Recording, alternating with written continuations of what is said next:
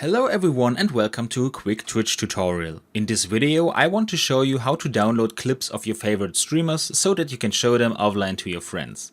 The good thing is that you don't need any software for this. First we go to Twitch and find the streamer whose clips we want to download. In this example I'm looking for a clip of Shroud, so I click on his name.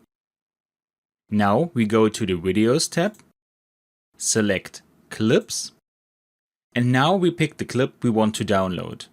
In example, we use this clip. Now we have to make a right click on the video and go to Inspect. In the Elements tab, we press Ctrl F and search for MP4. This way we will find the link of the video file. To make copying the link easier, we can make a right click and select Edit as HTML. And now we can copy the link from here. And in the last step, we execute the link in a new tab and the download starts, as we can see down here. To check if it's the clip we wanted, we start the video and we see that it's the exact same clip. And that's all you need to know for downloading clips from Twitch. I hope the tutorial helped you and I'll see you again in the next video. Until then, your tutorial guy, bye.